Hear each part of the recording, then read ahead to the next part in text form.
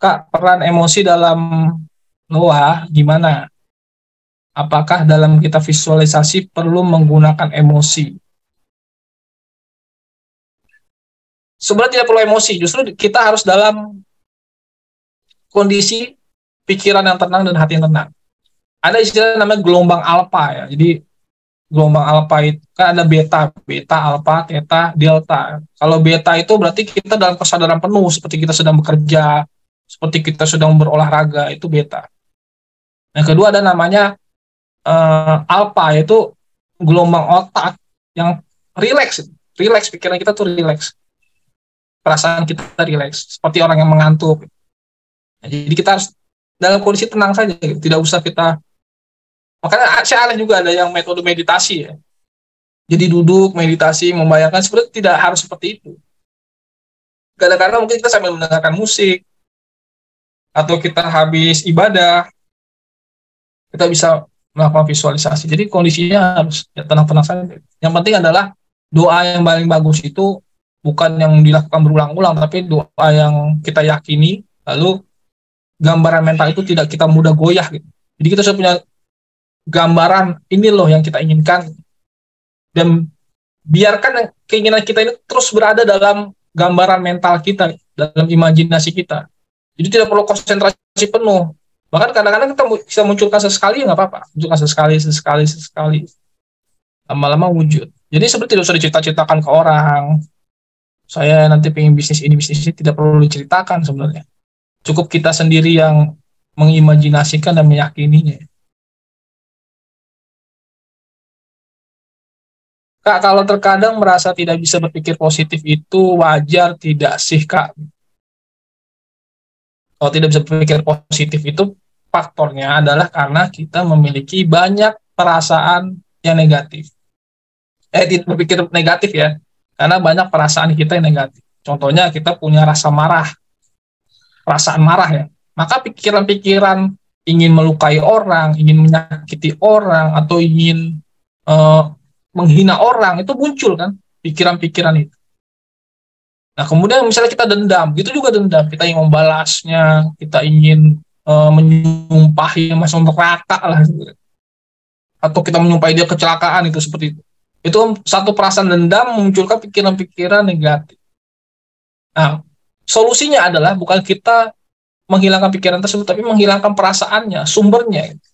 Sumbernya di perasaan. Jadi misalnya kita punya rasa dendam, mungkin kita pernah dihina orang. Kita tidak usah melawannya gitu, sebenarnya kita tidak usah melawan dia masuk. Kalau semakin kita lawan, dia semakin berontak juga. Biarkan aja dia masuk dalam perasaan kita. Rasakan itu ada di dada kita. Ketika kita rasakan, kita sadari perasaan itu. Ternyata perasaan itu terpisah dengan kita. Karena kita bisa menyadarinya. Ketika kita bisa menyadarinya, maka dengan batin kita katakanlah, lepaskan. Lepaskan. Nanti kita akan rasakan sedikit demi sedikit dendam itu hilang. Keluar gitu dari perasaan kita. Dan dengan sendirinya pikiran kita menjadi positif. Jadi menyebabkan kita selalu berpikir positif atau perasaan negatif ya. Itu satu. Suka menggerutu, ya. Mengeluh.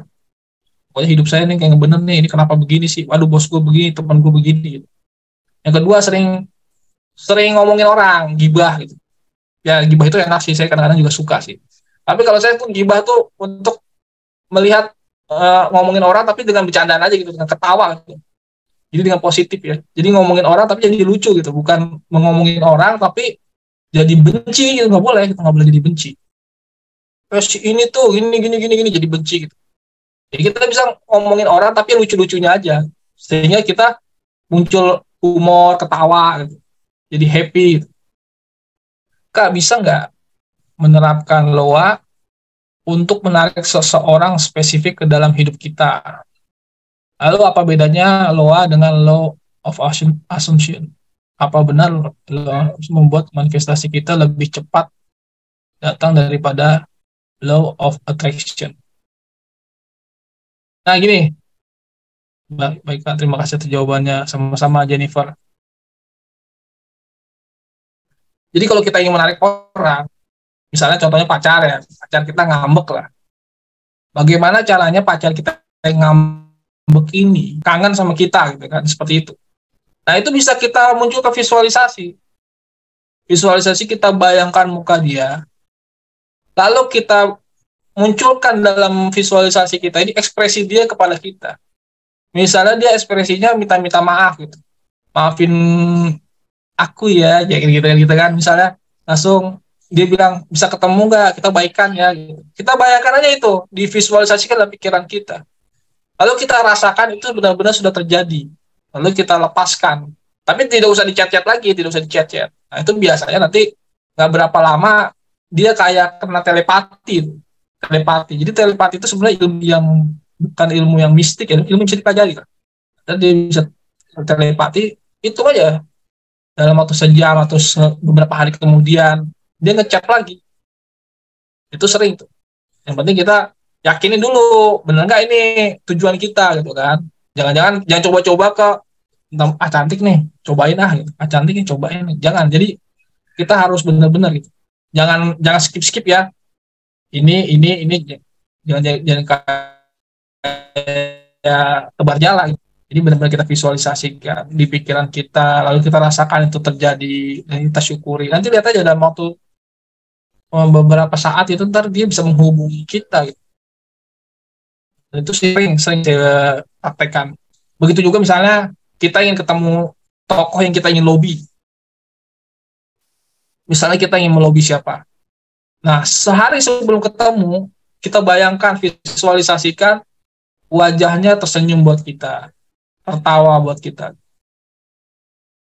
Lalu dia salaman dan dia senang, antusias dengan yang ide kita gitu. Nah, itu biasanya akan terwujud. Nah, ini pernah kejadian nyata nih ya.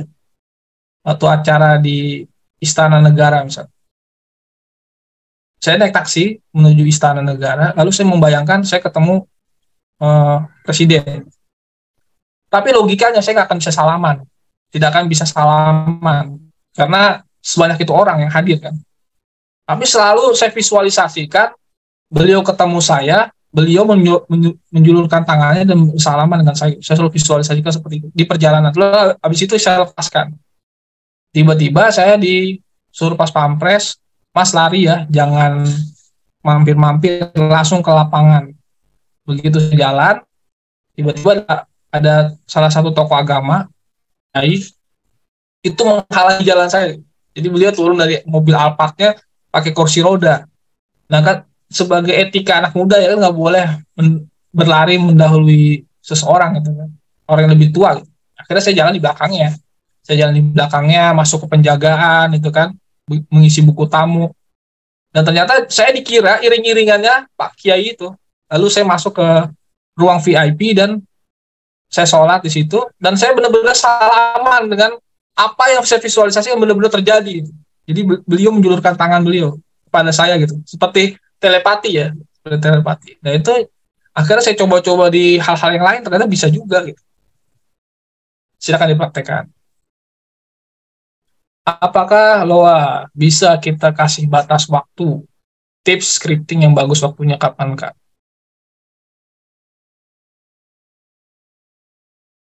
Kalau saya sih termasuk yang tidak pernah ngasih batas waktu ya.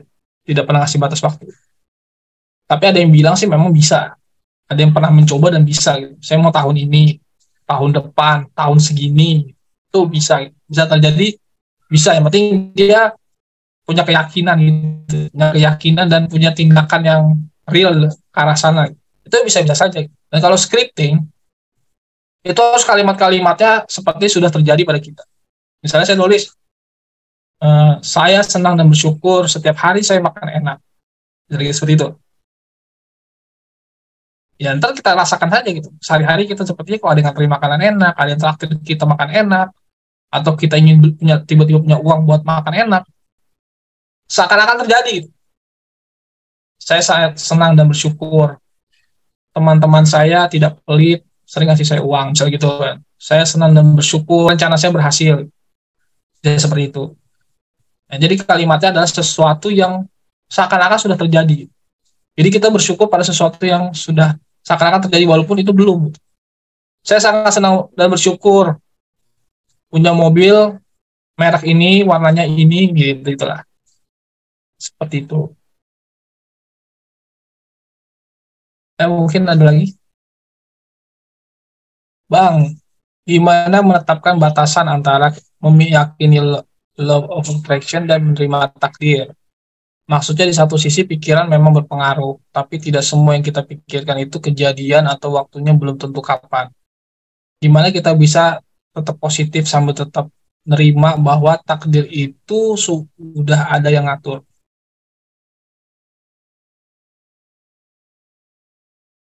Ya, jadi memang takdir itu kan misalnya contohnya apa ya? Takdir kematian, ya, misalnya contohnya kelahiran, itu kan sesuatu hal-hal yang tidak bisa diprediksi waktu dan kapan tempatnya.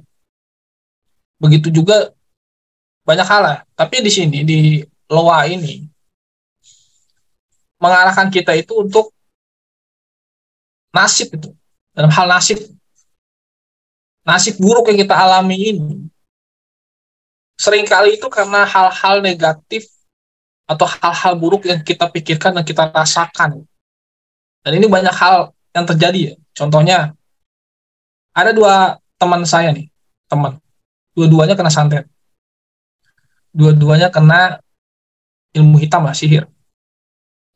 Yang satu selalu berpikiran negatif bahwa eh, saya ini rezekinya ditutup oleh si yang melakukan ini, sehingga saya dalam bekerja selalu dipecat gitu, atau bisnis saya selalu sepi gitu.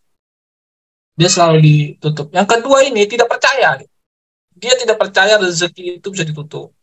Akhirnya dia menggunakan loa. Ya, mungkin dia pernah mengalami, wah bisnis saya kok agak mandek ya, tapi dia melakukan pikiran positif bahwa PO-nya ini akan turun sekian. Ketika dia berpikiran positif tersebut, ternyata ada perbedaan. Yang satu benar-benar terjadi, rezeki saya tertutup, dia benar-benar tertutup. Tapi yang tidak percaya ini, justru rezekinya malah membludak gitu. Malah membludak. Memang ya diteror kan, tiba-tiba ada tanah kuburan di depan rumah, segala macam. Tapi kalau dia terus berpikir positif, maka santet-santet itu akan berdampak pada dia. Makanya saya kan pernah juga diancam ya untuk disantet ya oleh seorang dukun dari satu daerah. Lalu saya meyakini bahwa kalau vibrasi saya tetap tinggi, yaitu vibrasi yang kedamaian, saya tidak akan bisa kena. Bahkan saya bilang ke dukunnya gitu, silakan Anda jangan sendirian. Gitu. Kalau bisa ajak teman-teman Anda yang paling jago, bahkan guru Anda untuk menyantet saya. Gitu. Nah, ternyata alhamdulillah sampai sekarang tidak ada yang tembus. Gitu. Nah, itu kita harus selalu berpikir positif. Gitu. Jadi kalau kita berpikir positif, aduh nanti gimana ya, nanti kena ya kena gitu. Tapi kalau kita berpikir positif ya, nggak akan kena lah. Allah akan melindungi saya gitu, seperti itu. Tuhan akan melindungi saya, vibrasi saya tinggi, seperti itu. Ya tidak akan kena gitu. Tapi tidak boleh sombong juga. Sombong itu maksudnya gini, merendahkan orang gitu. Dia bilang mau serang aja gitu. Nah, tidak berapa lama ya mungkin saya diserang ya, tapi justru yang sakit adalah nyerang gitu.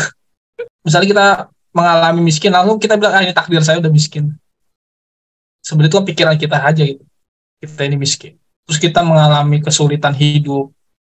Itu menurut kita aja sulit. Contohnya misalnya ada anggota keluarga kita yang meninggal dunia, ada orang yang meninggal. Lalu kita nangis, kita sedih, kita merasa kasihan.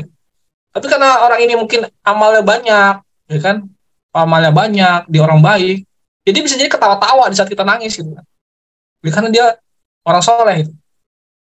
Ibadahnya baik. Gitu. Jadi kita tetap positif. Gitu.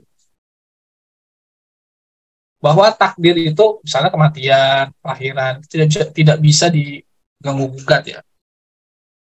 Tapi yang paling yang dalam hal nasib, kemiskinan, kebodohan, kedunguan, itu bukan takdir menurut saya. Itu adalah sesuatu yang kita perbuat sendiri. Bahkan contohnya begini nih, orang yang cacat, dia terlahir dengan cacat. Tapi kalau dia punya pikiran positif, perasaan positif, dan dia pikirannya dalam artian dia melakukan loa, bahkan dia bisa kaya dengan kecacatannya dia, Jadi dia bisa mengubah nasib itu. Yang masalah ini ketika dia cacat, lalu dia mengatakan diri dia ini diri dia ini tidak berguna, diri dia ini akan masa depannya suram, itu salah sendiri. Jadi akan semakin suram. Kita lihat kan ada seorang motivator yang nggak punya kaki itu siapa namanya? Nah itu kan dia menunjukkan bahwa takdir itu kita terima aja udah, yang nggak bisa kita rubah tuh kita terima. Tapi pikiran positif kita harus terus ada. Misalnya gini, kemarin ada teman saya bilang, kita beli rumah itu harus lihat lingkungan. Kalau kita lingkungan kita jelek, kita akan susah dalam hal ekonomi dan segala macamnya. Itu kan pikiran dia, pikiran yang dibangun sendiri. Bahkan kalau orang tinggal di tengah kota, di Jaksel misalnya, yang akses ekonominya bagus, ya kalau misalnya kita miskin ya miskin aja gitu. Kita susah ya susah aja. Jadi konsepnya The Bottles ini mengatakan bahwa kita tuh kalau sudah yakin dengan gambaran mental kita ingin rumah segini, kesuksesan begini, jenjang karir seperti ini, itu jangan sampai kita goyah hanya karena lingkungan. Kita goyah karena ceramah, kita goyah karena TikTok mungkin atau konten-konten tertentu. Kita goyah karena bacaan buku tertentu. Terus kita hilangkan. Bahkan kalau kita ingin kaya, hilangkan segala bentuk gambaran kemiskinan. Wah, misalnya kita ini miskin secara struktural, bahwa kekayaan hanya dikuasai oleh segelintir orang, oleh kelompok oligarki. Kalau kita harus terus berpikir seperti itu, berarti kita menyempitkan rezeki kita, gitu. Menyempitkan diri kita. Tapi kalau kita punya sifat keberlimpahan, bahwa kita meyakini bahwa bumi Tuhan itu luas, gitu. Allah itu bisa mengayakan seseorang, ya, berarti juga bisa membuat kita menjadi kaya juga. Walaupun kita di wilayah yang tidak strategis atau keterbatasan fisik, seperti itu. Yang penting kita kalau tidak bisa dirubah ya bisa dirubah. Bisa takdirnya kita bilang misalnya cacat ya secara fisik, tapi kalau dia yakin dia bisa jadi presiden ya bisa aja. Jadi Gus Dur itu menunjukkan takdir dia tuh, mohon maaf ya, tunanetra takdirnya gitu. Dan itu tidak bisa dirubah. Tapi dia yakin dia bisa jadi presiden gitu. Dan ternyata dia presiden. Kayak gitu. Anak tukang kayu, mungkin anak tukang apa nanti, anak nelayan, anak petani gitu. Kalau dia punya gambaran mental dia akan sukses, ya pasti dia sukses. Mau anak orang kaya, bapaknya punya jabatan, punya ini, tapi kalau gambaran dia itu tidak sukses, ya tidak sukses juga. Itu. Jadi kita harus tetap pertahankan gambaran itu. Kalau misalnya takdiran tidak bisa kita rubah, tidak usah dipikirin itu. Ya, waktu belum tahu kejadian atau waktunya belum tentu kapan. Waktu jangan usah dipikirin. Yang penting yang harus jangan sampai hilang adalah gambaran mental atau imajinasi kita itu. Misalnya kita gambaran mental itu kita menggambarkan posisi kita, cita-cita kita, ya kan? Itu tidak boleh hilang.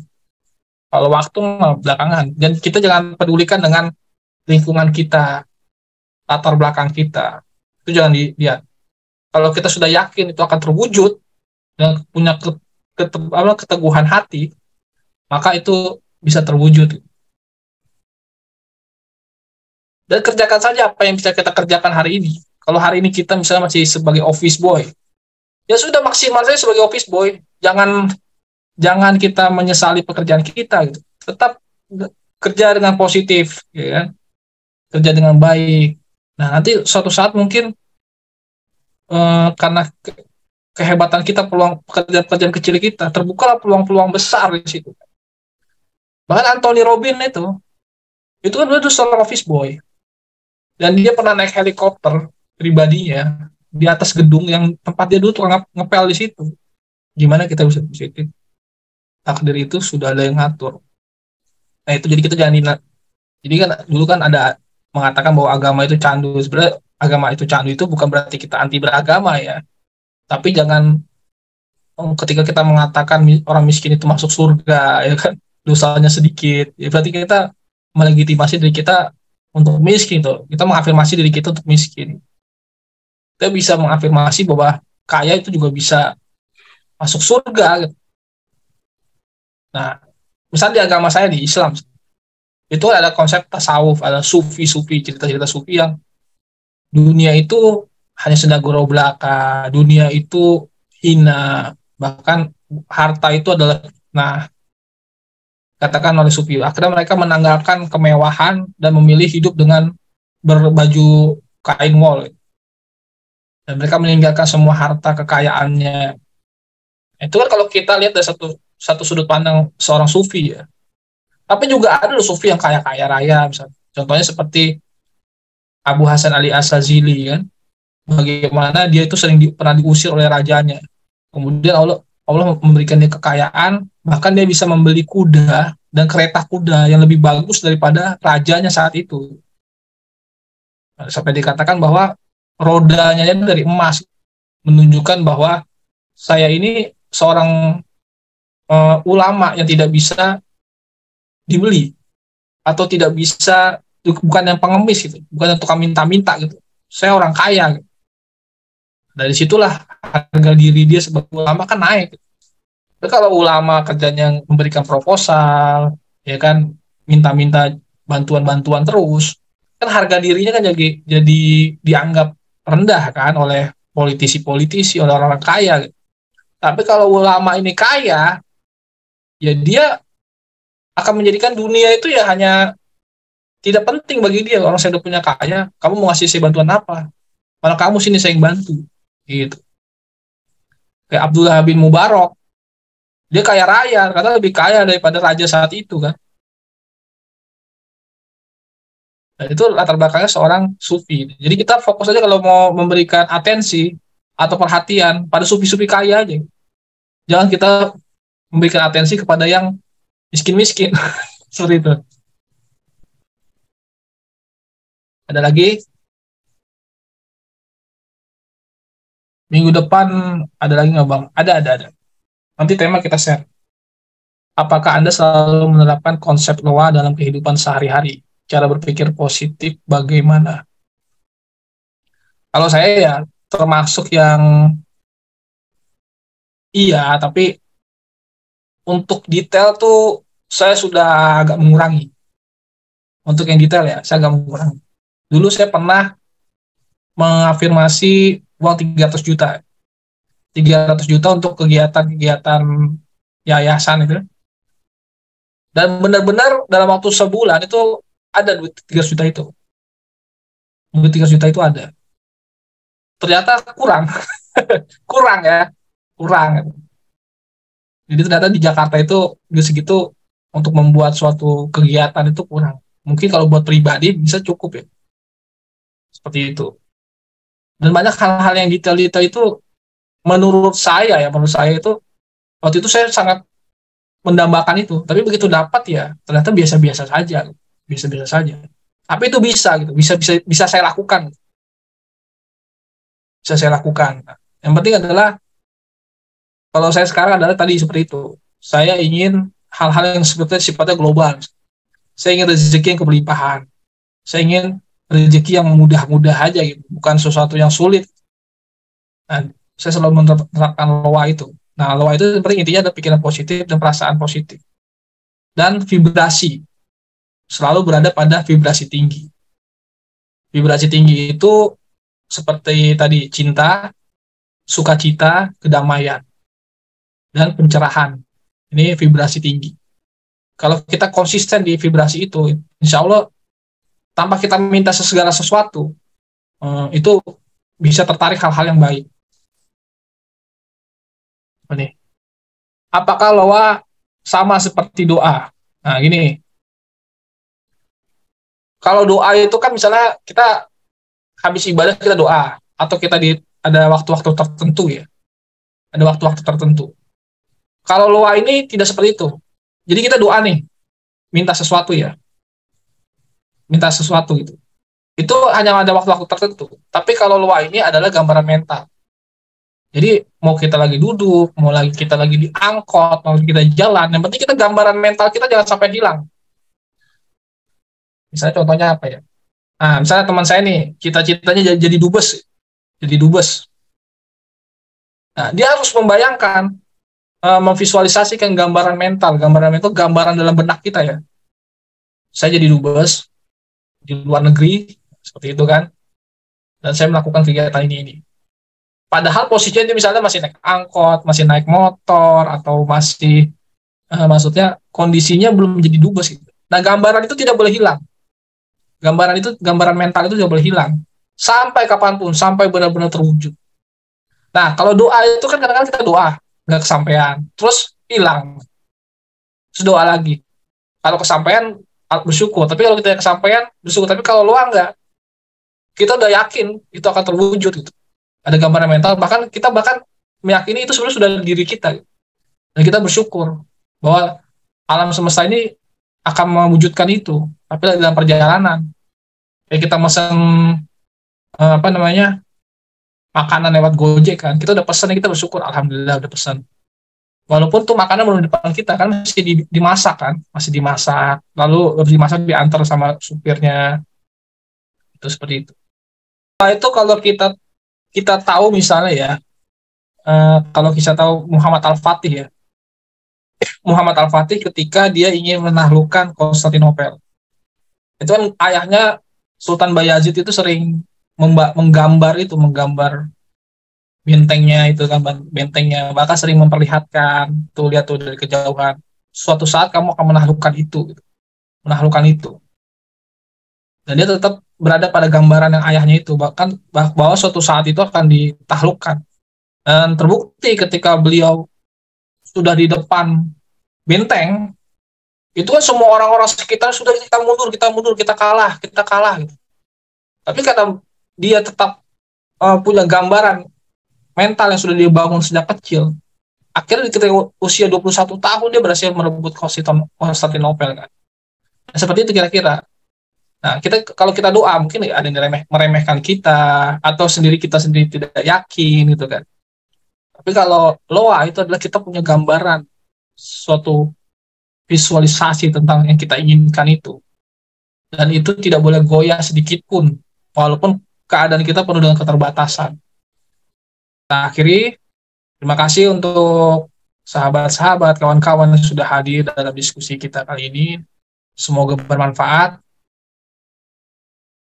dan semoga bisa memaafkan kalau ada kesalahan-kesalahan dalam presentasi kami.